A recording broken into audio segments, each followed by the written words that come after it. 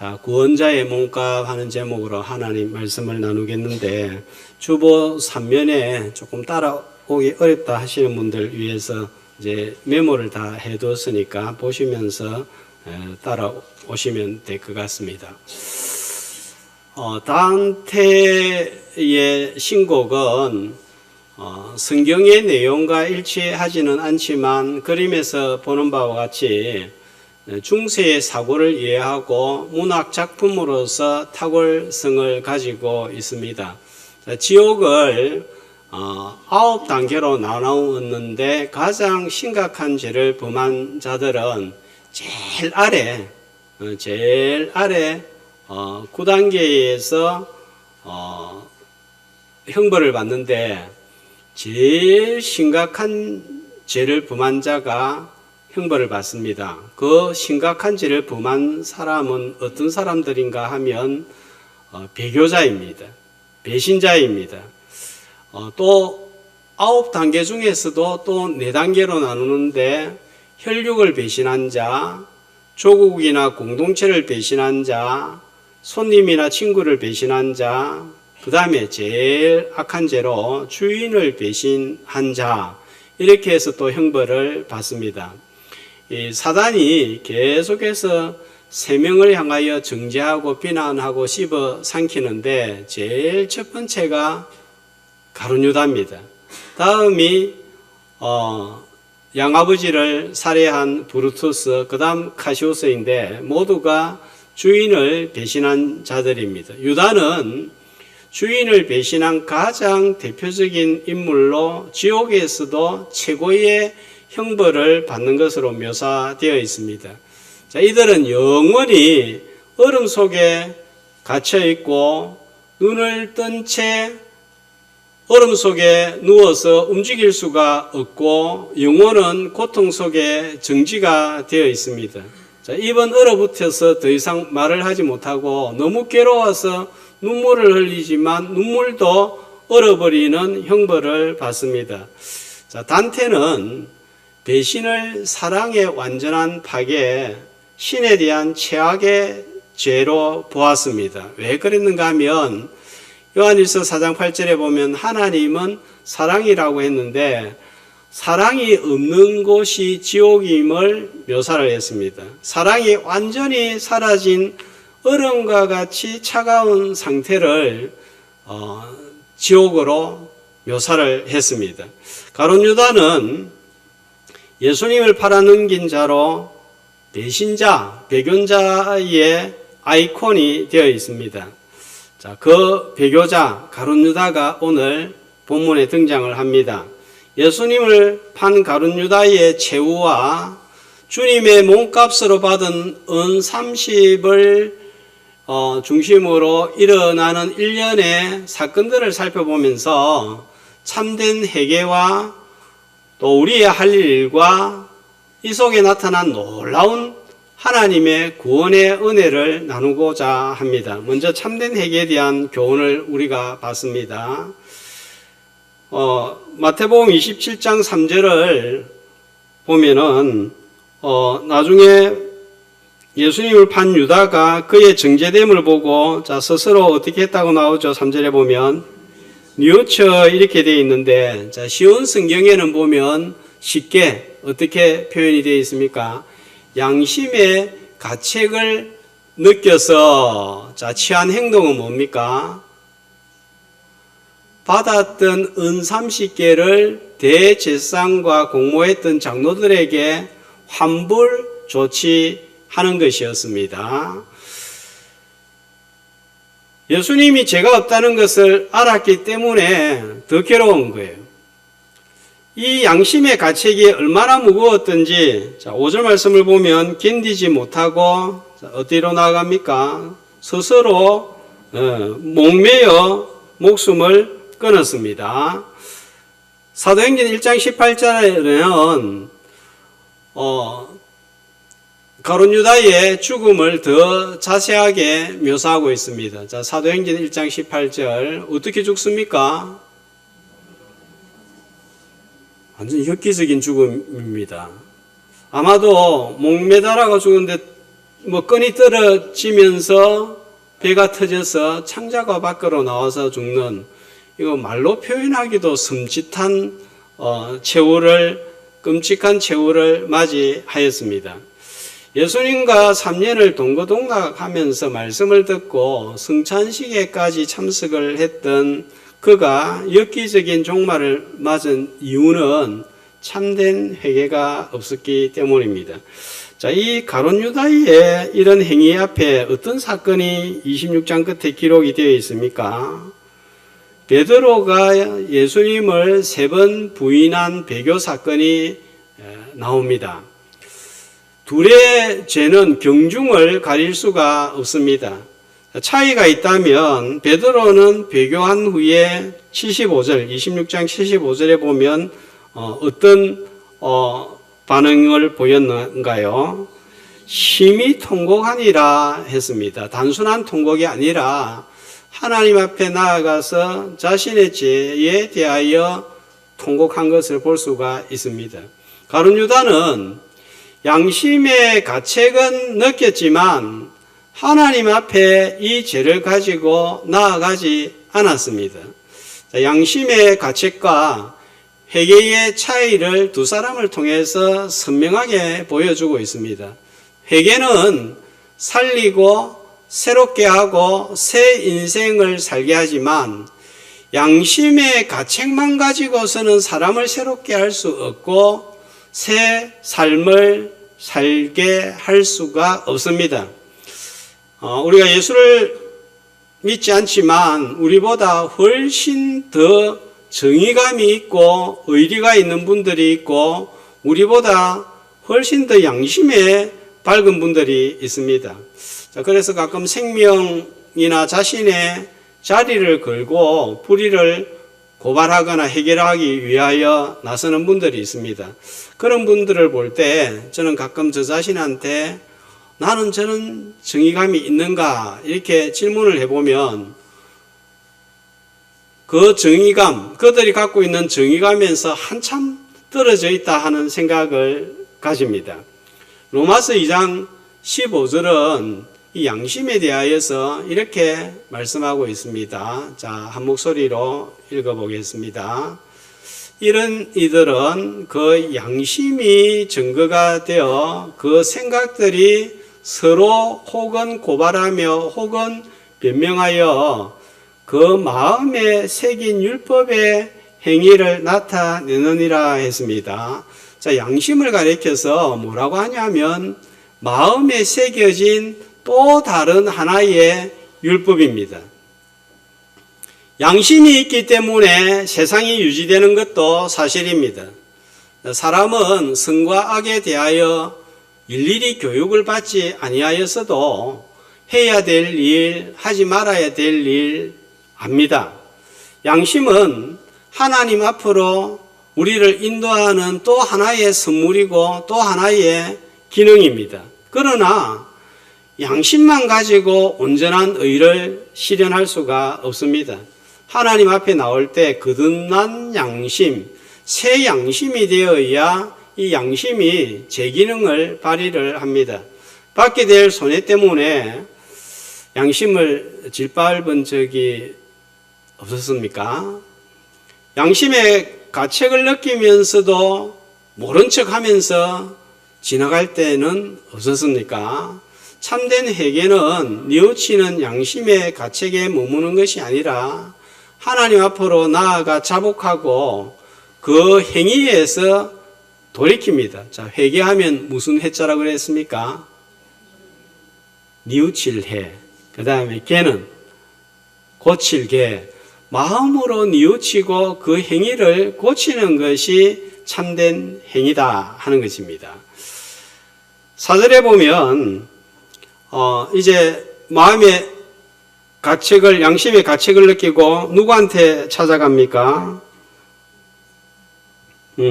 공모했던 대제사장들과 장로들에게 찾아갑니다. 자, 그러니까 그들이 뭐라고 말하죠? 그게 무슨 상관이냐, 네가 당해라 그랬는데 공동 번역은 좀 더 쉽게 이렇게 말씀하고 있습니다. 자, 내가 알 바 아니다. 우리가 알 바 아니다. 네가 알아서 처리해라. 그렇게 나옵니다. 죄를 깨한 사람들은 목표를 달성한 후에는 동조자를 거추장스럽게 여깁니다. 이제 이혼 가치가 사라졌기 때문입니다. 이 제사장들과 장로들의 모습은 마귀를 꼭 빼닮았습니다. 마귀는 죄를 짓기 전에는 달콤하게 유혹을 하고 죄를 범한 후에는 죄책감에 시달리게 하고 그 행위에 대해서 책임을 지지 않습니다. 그러나 우리가 마귀의 유혹에 넘어갔더라도 쓰러졌더라도 하나님에게 나아가야 됩니다. 내가 볼 때는 돌이킬 길이 없는 것 같지만 하나님에게는 길이 있기 때문입니다. 자, 어떤 양심의 가책을 가지고 있습니까? 내 스스로 해결하려고 하거나 아니면 모른 척 뭉개지 말고 하나님 앞으로 가지고 가서 자복하고 그 행위에서 돌이킬 때 하나님과의 관계가 회복되고 마음과 양심이 새롭게 되어서 평안을 누리는 성도의 삶이 되기를 주님의 이름으로 축복합니다. 다음으로 살펴볼 것은 유다의 손입니다. 단순하게 이 말씀을 보면서 나는 유다와 같은 배교자 아니다. 주님을 부인한 적 없다. 이렇게만 성경을 보는 것에서 한 단계 더 들어가야 합니다. 누가복음 22장 21절을 보면 이렇게 말씀하고 있습니다. 같이 보라 나를 파는 자의 손이 나와 함께 상위에 있다. 예수님을 팔 손이 어디에 있다고요? 상위에 있단 말이에요. 상위에. 지금 최후 만찬을 하고 있는 그 상위에 주님을 팔 손이 있다. 그러니까 제자들은 누구 손인지 모릅니다. 그래서 마가복음 14장 19절 20절에 보면 하나씩 물러나면서 나는 아니지요. 그렇게 말합니다. 자, 그 손은 이제 결국은 가룟 유다의 손이었음을 알게 됩니다. 자, 성찬식에 참여한다고 모두가 주님의 참 제자는 아니라는 사실입니다. 다음 주에 우리가 성찬식을 가집니다. 외국에서는 매주일 성찬식을 가집니다. 성찬을 받는 손 중에 주님을 파는 손이 있다는 사실입니다. 그렇기 때문에 성찬 중에 내 손을 살펴야 합니다. 자, 유다는 이 손으로 무엇을 했습니까? 마태복음 26장 15절에 보면 그 손 가지고 뭐 했습니까? 예수님을 넘겨주었습니다. 누구한테? 대제사장들과 방백들에게 넘겨주었습니다.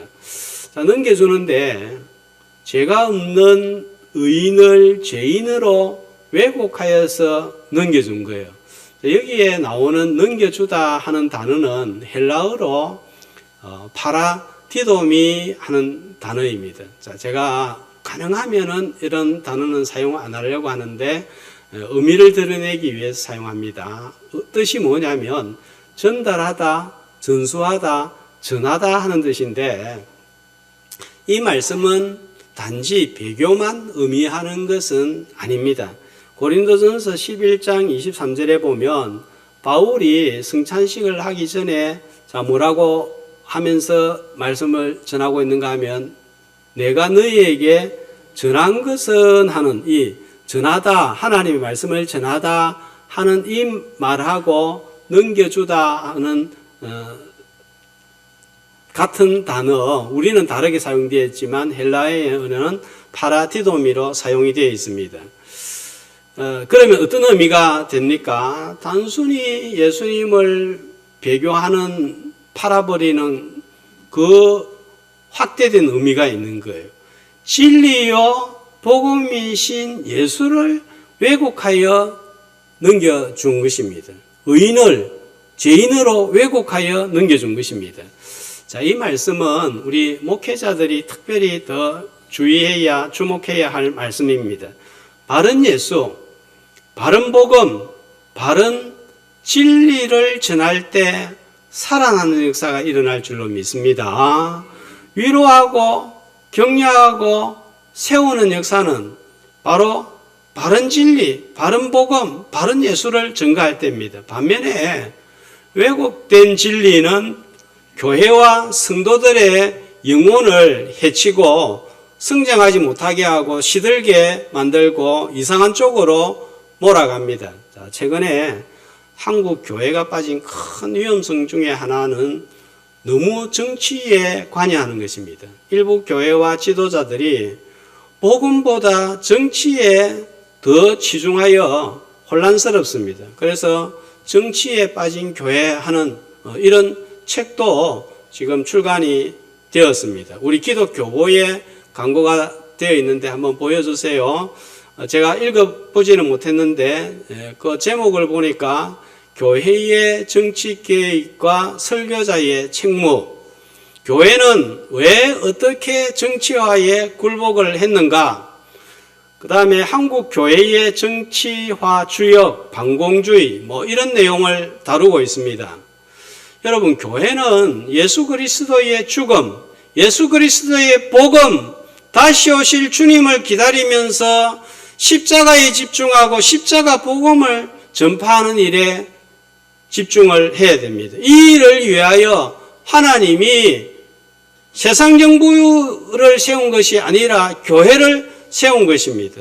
교회가 한 정당을 지지하며 정치활동을 하는 것은 교회의 본질을 흐리게 만들고 진리를 왜곡하는 위험성을 가지고 있습니다. 교회는 세상 정부를 위하여 기도하고 국민으로서 감당하여야 할 의무를 감당하면서 동성애 같은 신앙에 위배되는 행위에 대해서는 강력하게 반대의 소리를 내야 합니다. 그런데 여러분, 지금은 어떻습니까? 신천지나 통일교나 교회나 세상 사람들이 볼 때는 다 똑같이 봅니다. 다음에 동성애 반대할 때 교회가 예배하고 반대의 소리를 낼 때 뭐라고 세상 사람들이 바라보겠습니까? 저것들은 또 저란다. 이렇게 나오면 설득력이 없는 거예요. 진짜 신앙에 위배되고 신앙을 박해할 때 그때 일어나야지 세상 정부를 공격하는 것은 교회의 본질을 흐리게 만듭니다. 또 왜곡된 진리 가운데 하나가 번영신학입니다. 신학을 너무 육신의 문제와 형통에만 집중합니다. 잘 믿으면 복을 받고 형통하고 내 문제가 해결된다 하는 식입니다. 자, 이게 틀린 것은 아니지만 한쪽만 너무 강조하니까 기복신앙으로 빠지게 됩니다. 우리의 신앙이 여기에 많이 집중되어 있습니다. 내가 기도하는 대로 풀리거나 열리거나 손에 쥐어지면 응답이 되었다고 기뻐하고 내 뜻대로 이루어지지 않으면 기도해도 별 수 없다. 자, 이렇게 되는 모습이 많지 않나요? 자, 번영 신학의 잘못을 지적하는 목회자인 저 또한 이런 쪽에 기울어져 있는 것이 사실입니다. 미성숙함이 있는 것도 사실입니다. 우리는 신앙 때문에 핍박받고 손해보기도 합니다. 하나님은 고난과 역경을 우리를 다듬고 새롭게 하는 도구로 사용을 합니다. 원하는 대로 얻고 이루어졌지만 내 신앙이 퇴보하거나 신앙을 잃어버렸을 때 이걸 과연 복이라고 할 수 있을까요? 그런데 여러분 어떻게 생각합니까? 교회 좀 못 나오고 신앙생활을 못해도 돈 잘 벌고 문제 잘 해결되면은 두 개 중에 택해라 하면 어느 거 택할래요? 솔직하게. 진짜 내가 손해보고 내가 어려움을 당해도 내 신앙을 우선하겠다. 이런 사람들 과연 몇 사람이나 될까요? 자, 그 중에 한 사람이 우리 다대교회 성도들이 되시기를 주님의 이름으로 축복합니다. 내 마음대로 되지 않기 때문에 내가 원하는 대로 풀려가지 않기 때문에 괴로워하다가 주님 앞에 나오고 주님을 더 의지하고 그 고난 때문에 믿음이 성장하고 비뚤어진 내 성품과 인격이 성숙하게 변하는 것을 복이 아니라고 할 수 있을까요? 자, 균형 잡힌 십자가 복음이 교회의 중심이어야 합니다. 자, 우리 교회는 강대상을 통해서 바른 복음이 선포되고 또 성도들은 바른 진리를 분별하고 바른 복음을 전하는 교회와 성도가 되시기를 주님의 이름으로 축복합니다. 자, 우리 손은 죽이기도 하고 살리기도 합니다. 도우기도 하고 빼앗기도 합니다. 누군가의 등을 토닥거려 줄 수도 있고 두들겨 패기도 합니다. 새생명 축제 기간 동안 우리의 손은 복음을 건네는 손, 교회로 인도해서 생명을 전하는 손, 슬픈 자, 아픈 자, 웅덩이에 빠진 누군가의 등을 토닥거려주는 위로의 손이 되기를 주님의 이름으로 소망합니다. 자, 두 번째로 성찬식에 참여하는 손이라도 누구든지 가룟 유다의 손이 될 수 있음을 늘 기억해야 하겠습니다. 내 손이 성찬에 참여하지만 나도 모르게 누군가를 때리고 뿌리치고 주님을 외면할 수 있습니다. 이런 점에서 가룟 유다는 연약한 우리의 대표자입니다. 절대로 주님을 부인하지 않겠다고 호언장담한 베드로가 3번이나 주님을 부인한 연약함을 보여주었듯이 내가 얼마든지 그런 자가 될 수 있다는 사실입니다. 그러므로 잘 믿다가 넘어진 자, 죄에 빠진 자, 교회를 떠난 자를 볼 때 정죄하고 손가락질 할 것이 아니라 내 자신을 점검하는 기회로 삼아야 하겠습니다. 자, 이제 더 중요한 문제를 살펴보도록 하겠습니다. 자, 유다가 예수님을 판 은 30을 성소에 던져놓고, 자, 그 돈으로 뭐 합니까? 토기장에 밭을 사고 나그네의 묘지로 삼는 여러 내용들이 나옵니다. 자, 이러한 사건들은 우연하게 일어나는 것이 아니라 특별한 의미를 가지고 있습니다. 9절 말씀을 보시면 이런 사건의 결론으로 뭐라고 말씀하고 있습니까? 이에 선지자 예레미야를 통하여 하신 말씀이 이루어졌다. 예언의 성취임을 계시하고 있습니다. 자, 우리가 교회에 오는 이유는 이런 말씀을 듣기 위해서 옵니다. 정치, 경제, 심리, 상담 너무나 유익하죠. 저도 유튜브 강의를 통해서 도움을 많이 받습니다. 그러나 우리가 그런 것을 들기 위해서 교회에 오는 것은 아닙니다. 은 30을 둘러싸고 벌어지는 2000년 전의 여러 가지 사건들이 오늘 내하고 무슨 상관이 있느냐? 이것입니다. 여기에는 나를 향한 하나님의 놀라운 구속의 계획이 들어 있습니다. 자, 한번 생각해 봅시다. 자, 은 몇을 받고 팔았습니까? 30입니다.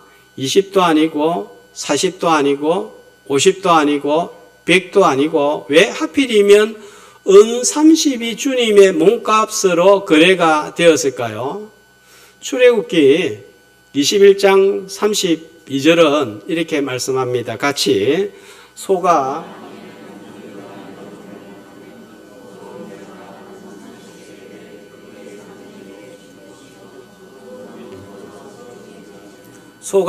종을 받아 죽이면 보상금이 얼마입니까? 30세겔이죠. 율법은 30세겔이 종을 사고 팔 때의 몸값이라고 말씀합니다. 그러면 요셉은 은 몇 개에? 예, 20개에 팔렸습니다. 예. 그럼 왜 그럴까요? 가격이 다른데. 요셉은 율법이 주어지기 이전입니다. 자, 그래서 이것보다 중요한 것은 왕으로 오신 예수님이 팔려서 무슨 값으로 거래가 되었다는 것입니까? 종의 몸값으로 팔려서, 그러니까 왕이신 예수님이 종의 모습으로 낮아졌다는 거예요. 하나님의 아들을 은 30, 비천한 종으로밖에 볼 수 없는 눈먼 인간들의 모습을 보여주고 있습니다. 스가랴 11장 12절 13절 말씀을 보시면, 쉬운 성경으로 보면 저렇게 되어 있는데, 저 말씀의 성취가 지금 오늘 이 말씀입니다. 우리는 스가랴 11장 12절에 저 말씀이 나와 있고 여기 나와 있으니까 성취되었다 단순하게 생각을 하는데, 이 말씀의 배경을 좀 알아야 합니다. 스가랴 선지자가 말씀을 전파하고 사역을 하는데, 말씀 전하는 값으로 내한테 삭설 주고 싶으면 주고 주기 싫으면 주지 말아라. 그러니까 얼마를 줍니까? 은 30개를 준 거예요. 저 값은 무슨 값이라고요? 종의 몸값입니다. 그러니까 금보다 귀한 하나님의 말씀을 노예 몸값 정도로 하찮게 여기는 이스라엘 백성들을 풍자하는 말씀이 저 말씀입니다. 그래서 하나님은 어떻게 하라고 그럽니까? 그 돈을 토기장이한테 던져버리라.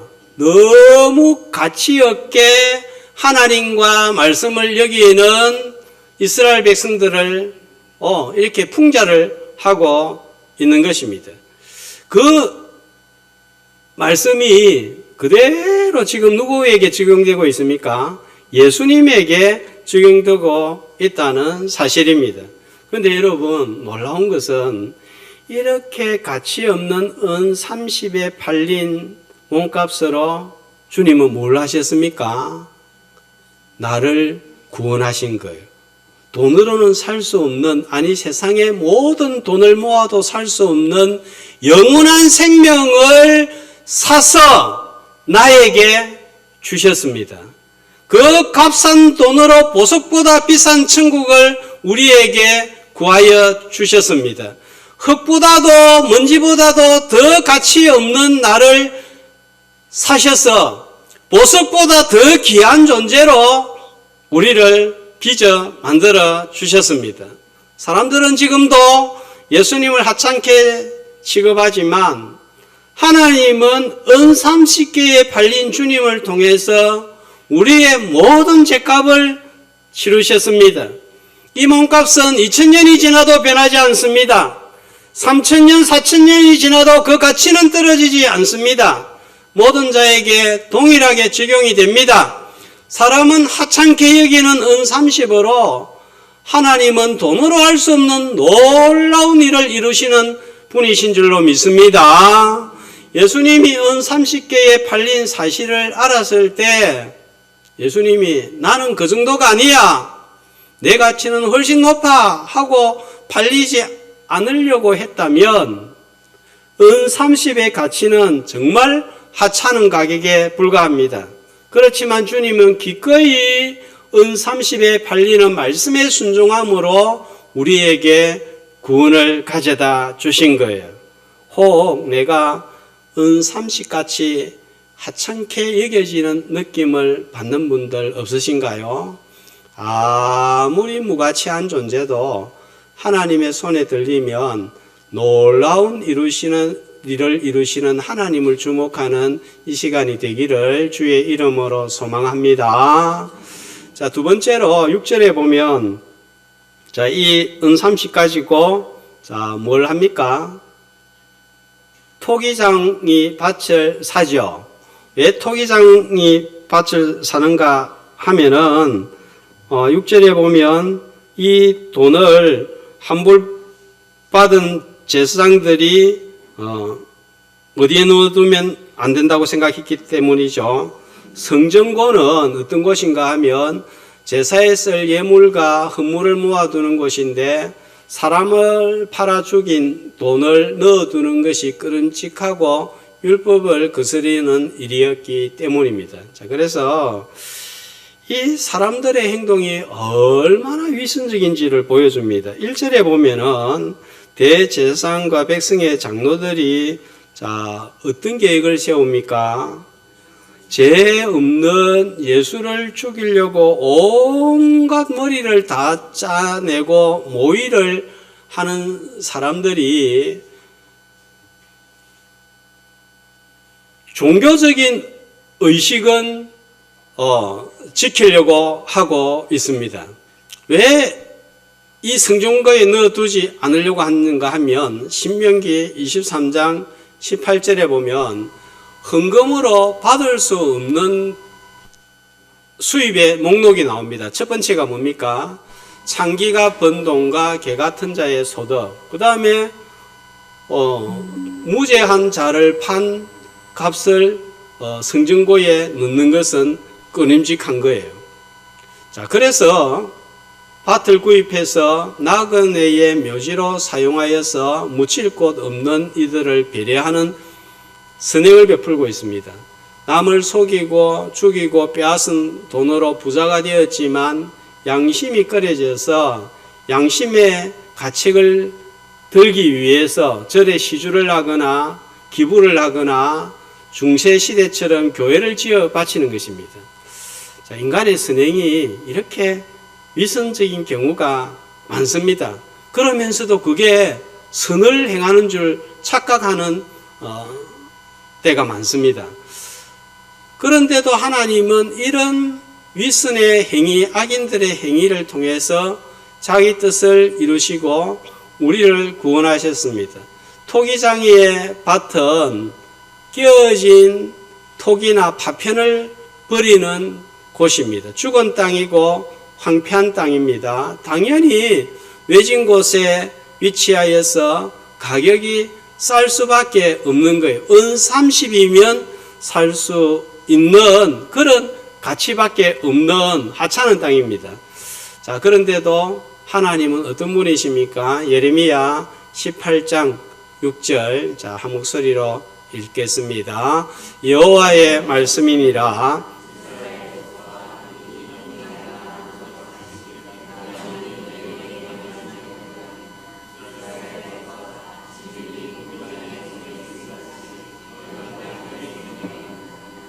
자, 하나님은 어떤 분으로 묘사하고 있습니까? 여기에서 통이장이죠. 자, 그 토기장이가 하는 일은 형편없는 흙, 쓸모도 그 흔한 흙을 가지고 하찮은 흙을 가지고 쓸모 있는 그릇으로 만드시는 분이다 하는 것입니다.